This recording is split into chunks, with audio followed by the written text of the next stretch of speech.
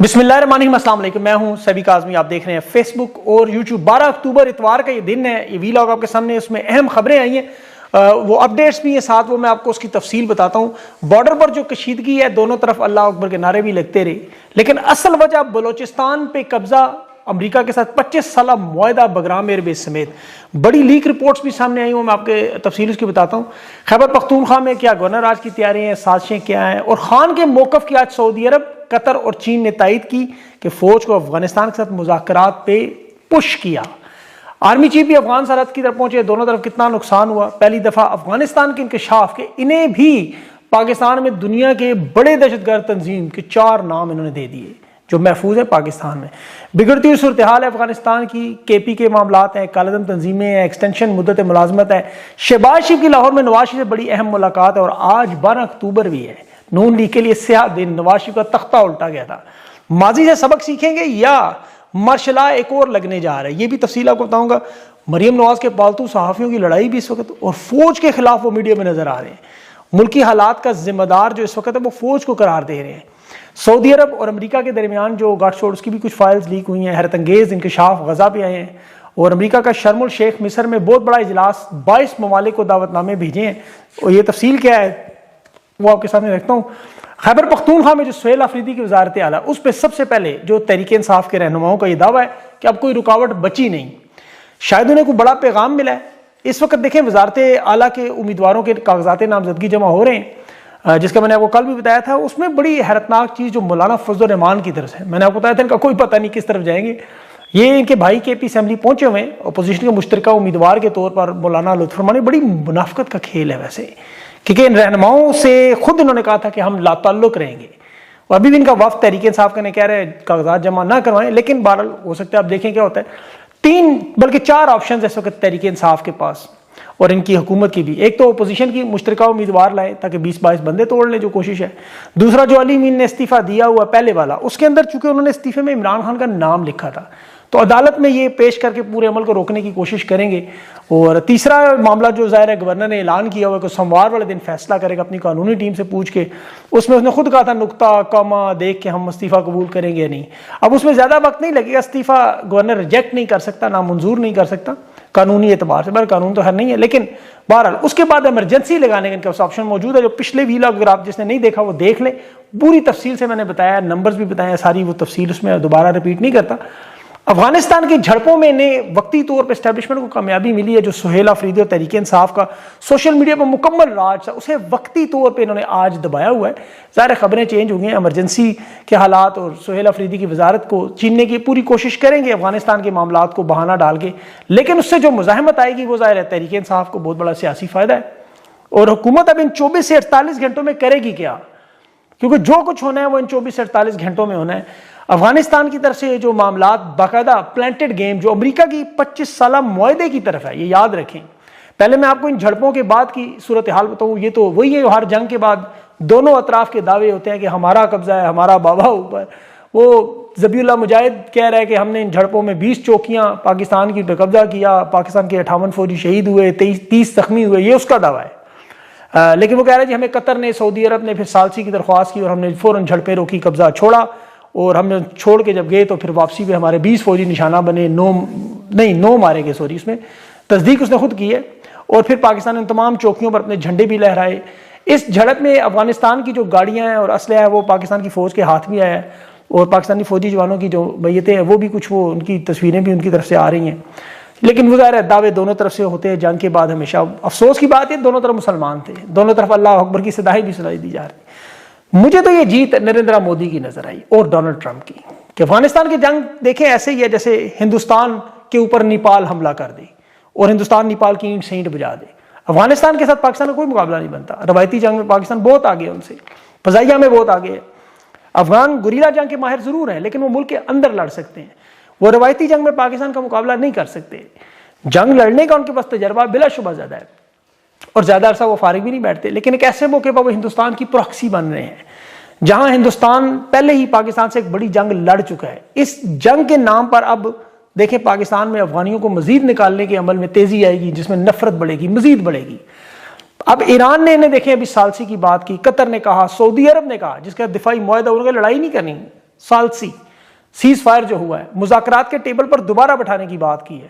اب مذاکرات کے ٹیبل میں اس وقت تبدیلی ایک بہت بڑی آئی ہے، یہ بڑی پیش رفت نظر آئی ہے۔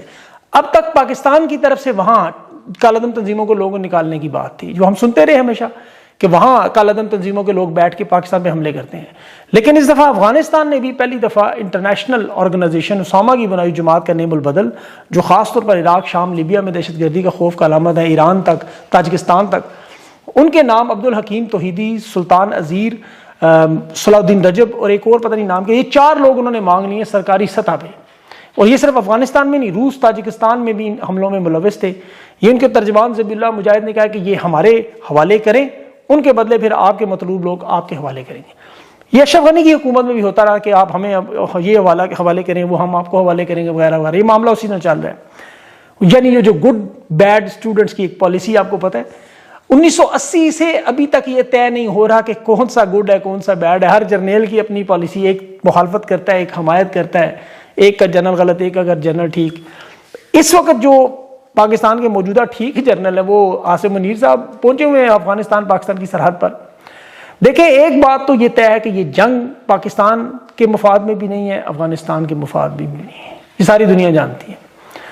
یہ جنگ عمران خان جو کہتا ہے نا کہ ایکسٹینشن کے خلاف معاملہ ہے، وزارت اعلیٰ سے سہیل افریدی کو روکنے کا معاملہ ہے، اور افغانستان کے ساتھ جنگ کی 2 سال سے تیاری ہو رہی ہے۔ یاد رکھیں یہ ٹرمپ کا فیصلہ ہے، پہلے افغانیوں کو نکال کے فتنہ خوار ہے، یہ سارے معاملات چھوٹے چھوٹے معاملہ، اصل معاملہ بلوچستان پہ قبضہ چین کا بگرام ایئر بیس کے ذریعے۔ ٹرمپ نے اس کا بارہا اظہار کیا، میں آگے چل کے بات کرتا ہوں۔ اقتدار میں رہنے کے لیے ان لوگوں کو امریکہ کی خوشنودی چاہیے، اس کی میں ٹرمپ کی جو بات کر رہا ہوں اسی لیے کہہ رہا ہوں کہ دیکھیں اس نے 2 دن بعد پھر ابھی بیان دہرایا کہ فوجی ساز و سامان ہمارا امریکہ کا جو چھوڑا ہوا ہے افغانستان میں واپس لینا ہے۔ اس نے کہا میں نے اپنے وزیر دفاع کو کہا ہے ٹرمپ نے کہ بگرام ایئر بیس پہ قبضہ لازمی کرنا، کہ 1 گھنٹے کی دوری پر چین ہے اور بگرام ایئر بیس ہمیں ہر صورت میں چاہیے۔ یہ صرف ایک بہانہ ہے، اس بہانے کی وجہ سے خیبر پختونخوا کے حالات خراب ہو رہے ہیں۔ اب کچھ نادان لوگ کہہ رہے ہیں جی کہ وہ ملک کے ساتھ فلاں نہیں کھڑا، فلاں نہیں کھڑا، ہم کھڑے ہیں، وہ نہیں کھڑے، وہ بیٹھا ہے، وہ کھڑا ہے۔ یہ ملک سب کا ہے، محب وطن ہے، اس کی سالمیت دفاع ہم سب کے خون میں شامل ہے، بیرونی دشمنوں سے، اندرونی دشمنوں سے، لیکن دفاع تب ہوتا ہے جب کوئی حملہ کرنا ہے۔ یہاں تو 2 سال سے افغانستان پر حملے کی تیاری ہو رہی ہے، اس میں کیا دفاع کیا جائے گا؟ ہم تو شروع دن سے سب لوگ جنگ و جدل کی طرف نہ جائیں، مذاکرات کی طرف جائیں، یہی بات انہیں آج چین بھی کہہ رہا ہے، ایران بھی کہہ رہا ہے، سعودی عرب بھی کہہ رہا ہے، قطر بھی کہہ رہا ہے۔ لیکن وہ راحت اندوی کا ایک بڑا خوبصورت شعر کسی نوجوان نے بھی بدلا ہے، مجھے اس کا نام نہیں پتا ورنہ منشن ضرور کرتا، کہ سرحدوں پر تناؤ ہے کیا یہ سپا سالار کا چناؤ ہے۔ بات بالکل درست ہے، جو مدت ملازمت قریب آ رہی ہے، جہاں ایک طرف 111 بریگیڈ کو بھی متحرک کیا جا رہا ہے تو دوسری طرف پاکستان میں سوشل میڈیا پر پاکستانیوں کی 111 بریگیڈ بھی الرٹ ہو چکی ہے، کیونکہ پاکستان وہ نازک موڑ پہ پھر آ گیا ایک دفعہ۔ جو کہتے ہیں نا حالت جنگ میں سپا سالار بدلے نہیں جاتے، یہ شاید ہندوستان میں یا مغرب میں تو ہو، حضرت عمر نے عین محاذ پر کمان کرتے حضرت خالد بن ولید کو بدلا تھا، اور پھر دوبارہ کبھی انہیں سپا سالار لگایا نہیں، حالانکہ وہ اس وقت کے بڑے مشہور جرنیل تھے۔ یہ تو نہیں ان کے خدا نہ خواستہ جوتیوں میں بھی نہیں آتے۔ ایران کی جنگ میں وہاں ایرانی آرمی چیف شہید ہوا، اس کے بعد انہوں نے دوسرا لگایا، تیسرا لگایا، تو یہ نازک موڑ صرف پاکستان میں ہی آپ کو نظر آتا ہے۔ چیف کے نیچے تمام جرنیل جو ہوتے ہیں وہ سارے پروفیشنل جرنیل، ایک جیسے ہیں، قابل ہیں سارے۔ اب ایک منصوبے کے تحت پاکستان کو چاروں طرف سے خطرات میں اس وقت، مشرق میں، مغرب میں، شمال جنوب، بلکہ اندرون ملک سیاسیت میں استحکام، معاشیت میں استحکام، یہ ملک میں سیلاب سے لے کر کھیلوں تک آپ دیکھیں ہر شعبہ تباہ و برباد کیا گیا، پلاننگ سے، معاشی پالیسی ہو، خارجہ پالیسی ہو، داخلہ پالیسی ہو، ہمسایوں سے تعلقات ہوں۔ دنیا کی آپ رینکنگ دیکھیں پاکستان کی، جہاں آپ کو کوئی اچھی چیز نظر نہیں آتی۔ ایک فرد واحد پہلے 37 سال حکومت کر گئے اور آج بھی وہی حالات۔ آرمی چیف کی دیکھیں مدت ملازمت توسیع سب سے بڑا معاملہ ہے، سب سے بڑا، اس کی میں آپ کو تفصیل زیادہ نہیں بتا سکتا، لیکن 3 امیدوار اس میں بھی نظر آ رہے ہیں۔ ایک تو ظاہر ہے وہ خود ہیں، دوسرے وہ ڈی جے عیسائی کا نام ہے، اور تیسرے جو ایک صاحب ہیں جن کے بارے میں بھی اندرونی ذرائع خود بتا رہے ہیں کہ ان کی 8-10 انہی کے ساتھ جو بڑے لوگوں کی بڑی مقبولیت ہے وہ ساتھ ہیں، بڑے جنرلی نیوٹرل قسم کے پروفیشنل قسم کے جرنل، اپنے کام سے کام رکھتے ہیں، کوئی سیاسی جماعت کسی رہنما کے ساتھ نہیں ہے، ان کا نام بھی زیر غور ہے۔ اب ہوگا کیا یہ تو اللہ ہی جانتا ہے، لیکن یہ اطلاعات ہیں جو میرے تک پہنچی ہیں اور اندرونی وچلے ذرائع جنہیں کہتے ہیں ان سے۔ اور اسی لیے پنجاب کے احتجاج میں دیکھیں نون لیگ کے صحافیوں نے براہ راست جو لیبیک پارٹی کا وہ اسٹیبلشمنٹ کی پروکسی کا الزام لگایا کہ یہ مریم نواز کی پنجاب میں حکومت کمزور کرنے کے لیے سب کچھ کیا جا رہا ہے، یہ باقاعدہ میدان میں نے چھوڑا گیا۔ یہ ابصار عالم نے بھی تازہ ترین الزام لگایا، اور یہ مریم نواز کے سب سے قریبی ہیں۔ یہ D G I S I کی بات کہہ رہے ہیں کہ جی وہ انہوں نے ان کو جاری کی چھوڑا ہے، مطلب لیکن عسکری صحافی اور یہ بھی کہہ رہے ہیں کہ اسرائیلی امریکی آپ کو پتہ ہے دیکھنا چاہتے ہیں کہ ہمیں تسلیم کرنے کے لیے کتنی پاکستان کو قربانیاں دینی پڑ رہی ہیں، کیونکہ ابھی تک ملا کچھ بھی نہیں ہے. یاد رکھیں اسرائیل کو تسلیم کرنے کے معاملے ابھی تک کوئی $1 ریال نہیں ملا. تو یہ پنجاب کا احتجاج کچھ بھی ہے، اس میں بے گناہ لوگ تو آپ کو پتہ مارے جا رہے ہیں. مذاکرات ان کے ساتھ ہونے چاہیے. ابھی اس میں ایک اچھی چیز تو ہوئی ہے کہ حافظ صاحب کے جو اہل خانہ ہیں ان کو رہا کیا گیا ہے. ان کا جو قافلہ ہے پنجاب میں وہ مرید کے قیام کر رہے ہیں. آپ دیکھیں کہ لاہور سے مرید کے تھوڑے سے سفر میں 27 لوگ بے گناہ مارے گئے اور 240 سے زیادہ زخمی ہیں. یہ صرف پنجاب کے حالات ہیں. ابھی چونکہ 3 سال آرمی چیف کے پورے ہونے میں 45 دن رہ گئے ہیں اور بجھتے ہوئے چراغ کی پھڑپھڑاہٹ آپ کو پتہ ہے تیزی ہوتی ہے. یہ ہم ہر ایکسٹینشن کے دور میں دیکھ چکے ہیں. آپ ان کی موجودہ 3 سال کی پرفارمنس دیکھیں، چونکہ ان کا وقت پورا ہو رہا ہے تو آپ کو بڑا دھچکا لگے گا.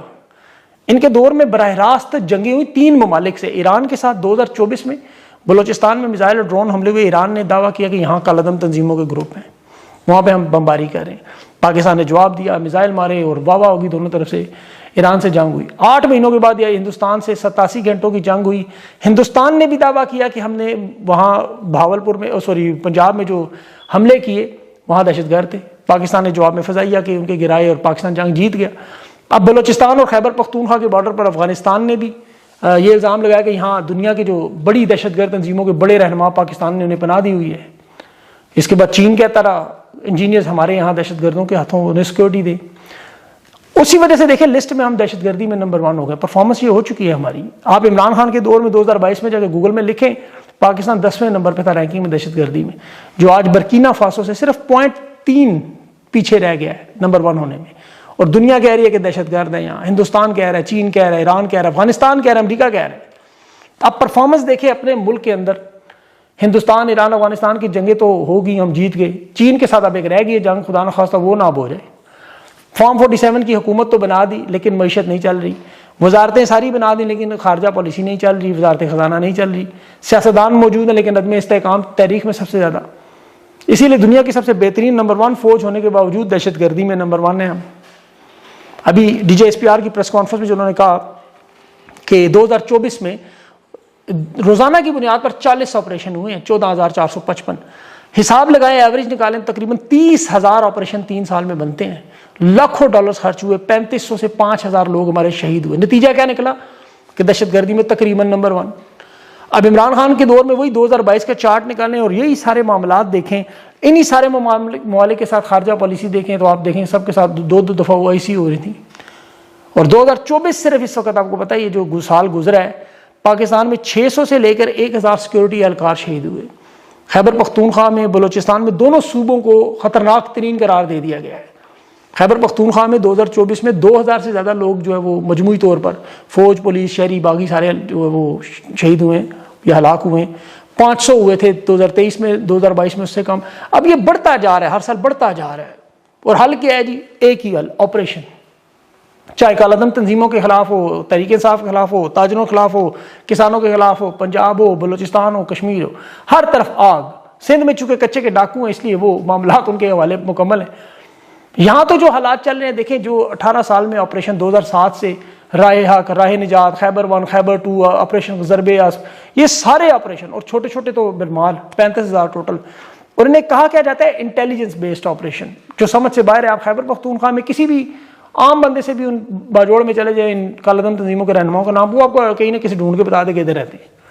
لیکن یہاں انٹیلیجنس آپریشن ہی نہیں ختم ہوتے، پوری پریس کانفرنس ہو جاتی ہے. جبکہ پنجاب میں یہ انٹیلیجنس آپریشن کے کامیاب ہو جاتے ہیں. کیونکہ DJSPR کی جو تعریفیں کر رہے تھے نا پنجاب کی، انہوں نے گجرات کی شاید وہ ویڈیو نہیں دیکھی جس میں وہ سرعام کالعدم تنظیموں کے لوگ گاڑیوں میں گھوم رہے ہیں، ویڈیوز بنا رہے ہیں، گجرانوالا کی سوسائٹیوں میں گھس رہے ہیں. اسکولوں، کالجوں، مدرسوں میں جو پڑھنے والے ہیں ان کا تو آپ کو پتہ ہے کہ لمبی لسٹیں ہیں. لیکن چونکہ رشک کمر کی حکومت ہے کچھ نہیں کہہ سکتے. اور مریم نواز نے دیکھیں بھی افغانستان کے معاملے پہ کیسے دھڑا دھڑ ٹویٹ داغی، دھڑا دھڑ بیان چھوڑے، ایک دم مندر سے جاگ پنجابی جاگ والا نعرہ لگایا. اور انکل مودی نے مئی میں پاکستان پہ حملہ کیا اور پورا پاکستان کہہ رہا تھا مریم نواز بولو، وہ نہیں بولی انکل مودی کے خلاف، ایک لفظ بھی نہیں بولی.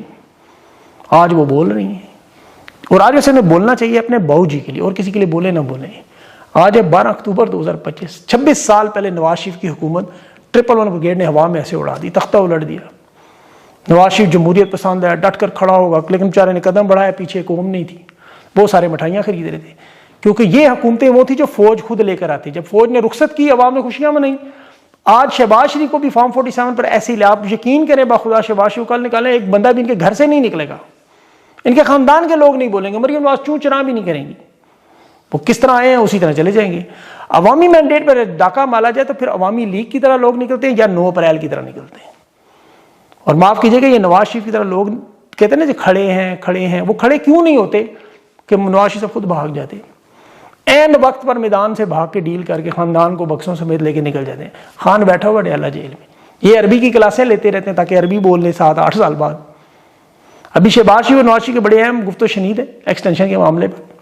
اب دیکھیں نواز شریف کو 26 سال پرانا وقت تو یاد ہے, کچھ بھی کہہ لیں 6 جرنیل اس نے بھگتائے ہوئے ہیں, آرمی چیف لگائے ہیں, مشرف کو بھی اسی نے اس طرح اقتدار سے بائی پاس کر کے لایا اور اسی نے اس کو نکالا. دیکھیں اب یہ غلطی دہراتا ہے کہ نہیں, تاریخ سے کچھ سیکھتے ہیں کہ نہیں, یا شہباز شریف اس راستے پہ چلے گا. اب اس میں کیا ہوتا ہے دیکھتے ہیں. غزہ کے معاملے پر بھی دیکھیں, ابھی امریکہ نے لیک ڈاکومنٹس میں پتہ چلا کہ سعودی عرب, قطر, بحرین سارے ساتھ ملے ہوئے تھے, سارے کے سارے. ابھی شرم الشیخ میں 20 ممالک کا دعوت ٹرمپ نے دی ہے کہ مصر کا ڈکٹیٹر جنرل عبد الفتاح السیسی یہ ٹرمپ کے ساتھ کانفرنس کر رہا ہے بہت بڑی. برطانیہ, اٹلی, فرانس, ابھی اسپین, جاپان, ان سب کو بلایا انہوں نے, یونان, بحرین, کینیڈا وغیرہ کو بھی.